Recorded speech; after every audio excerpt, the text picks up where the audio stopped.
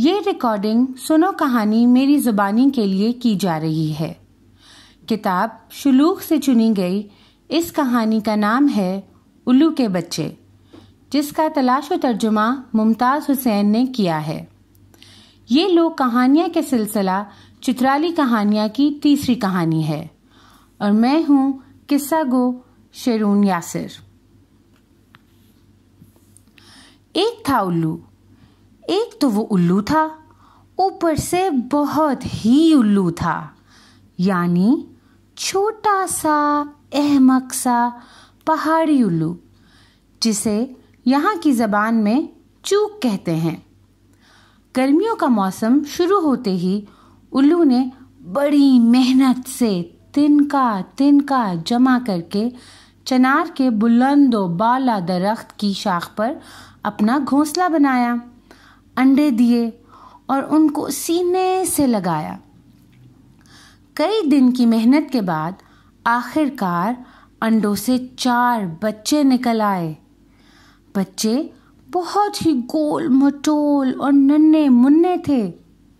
جب الو خود اتنا چھوٹا ہو تو اس کے بچے کتنے چھوٹے ہوں گے، اس کا اندازہ آپ خود ہی لگا لو۔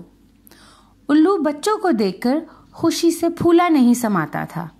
رات بھر ادھر ادھر سے کیڑے مکوڑے شکار کر کے لاتا اور ان کو کھلاتا۔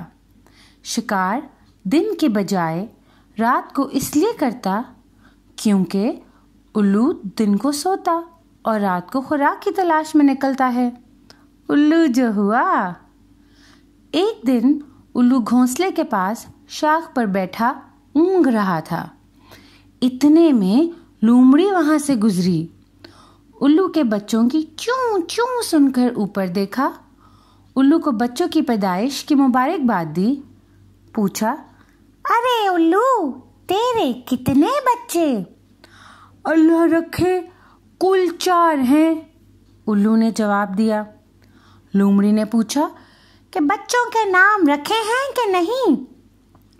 الو بولا، دیکھیے بھی لومڑی، میں سیدھا سادہ بندہ، مجھے نام رکھنا بھلا کہاں آتا ہے؟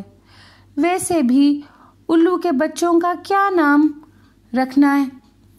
انہیں بڑا ہو کے کون سا اپنا اور ماں باپ کا نام روشن کرنا ہے؟ آخر کار الو ہی تو بننا ہے۔ نہیں، یہ غلط بات ہے، لومڑی نے کہا۔ ہر بچے کا نام رکھنا ضروری ہے، چاہے وہ الو کا بچہ ہی کیوں نہ ہو۔ اگر تمہیں نام رکھنا نہیں آتا تو کیا ہوا؟ میں ہوں نا، میری یہ ہوشیاری آخر کس دن کام آئے گی؟ الو یہ سن کر بڑا خوش ہوا اور لومڑی کا شکریہ ادا کرنے لگا۔ لومڑی نے کہا، اس میں شکریہ کی کیا بات ہے؟ یہ تو میرا فرض بنتا ہے۔ ویسے میں نام بچے کی شکل دیکھ کر اس کے مطابق رکھتی ہوں۔ ایک بچہ نیچے پھینک دو، تم شکل دیکھ کر نام رکھ دوں۔ الو کو بھلا کیا اعتراض ہو سکتا تھا؟ فوراً ایک بچہ نیچے پھینک دیا۔ لومڑی نے بچے کو نوالا بنایا اور آگے بڑھی۔ اگلے دن لومڑی پھر وہاں سے گزری۔ الو کو دیکھ کر آواز لگائی، ارے الو تیرے کتنے بچے؟ کل 4 تھے، ایک تم کھا گئی، اب 3 رہ گئے ہیں۔ ان کے نام رکھے ہیں کہ نہیں؟ نہیں رکھے اور نہ رکھنا چاہتا ہوں، تم یہاں سے چلی جاؤ۔ بچہ نیچے پھینکتے ہو یا چنار کے تنے پر لات ماروں؟ الو نے سوچا، یہ کمبخت تنے پر لات مار دے تو سارے بچے گر جائیں گے۔ مجبوراً ایک اور بچہ اس نے نیچے پھینک دیا۔ تھوڑی دیر بعد کوّا اڑتا ہوا آیا اور الو کے پاس درخت پر بیٹھ گیا۔ پوچھا، ارے الو تیرے کتنے بچے؟ کل 4 تھے، 2 بھی لومڑی نے کھا لیے، اب 2 ہی رہ گئے ہیں۔ अबे ओ अहमक, तूने अपने बच्चे उसे क्यों दे दिए? कव्वे ने हैरत से पूछा। उल्लू ने जवाब दिया, एक बच्चे को तो उसने नाम रखने के बहाने नीचे फेंकने को कहा, दूसरी दफा उसकी बात नहीं मानी तो उसने चनार के तने पर लात मारकर घोंसला गिराने की धमकी दी। मुझे मजबूरन एक और बच्चा फेंकना पड़ा। तुम तो उल्लू के उल्लू ही रहे, कव्वे ने कहा। भला लोमड़ी की बात पर भी कोई एतबार करता है? और लोमड़ी को देखो और चनार के तने पर लात मारने को देखो। आइंदा वो लात मारने की बात करे तो कहो कि मार तेरी ही टांग टूटेगी, और मार तेरी ही कमर टूटेगी। अगले रोज लोमड़ी फिर आ निकली।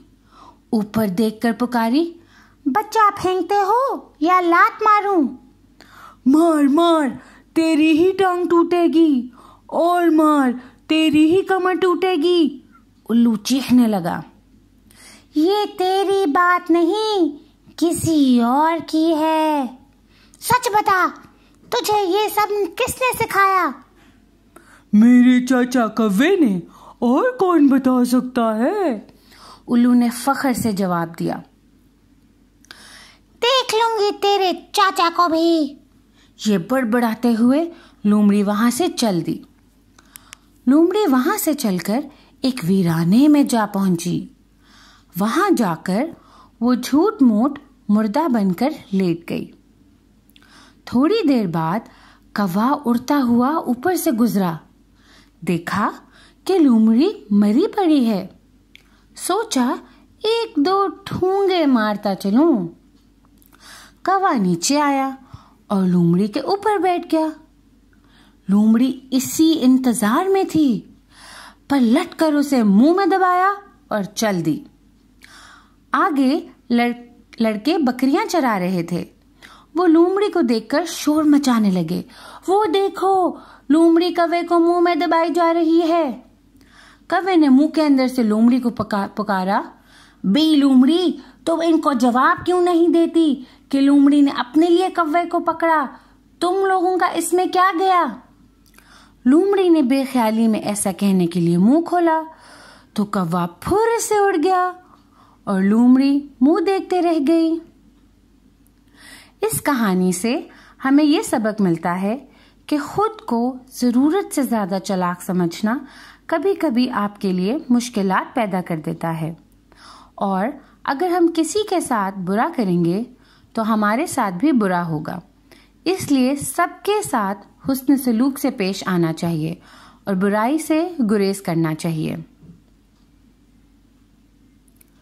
ये थी आज की कहानी शेरून यासिर की ज़बानी। मज़ीद कहानियाँ सुनने के लिए हमारा फेसबुक पेज लाइक कीजिए और शेयर करना ना भूलिएगा। सुनो कहानी मेरी ज़बानी।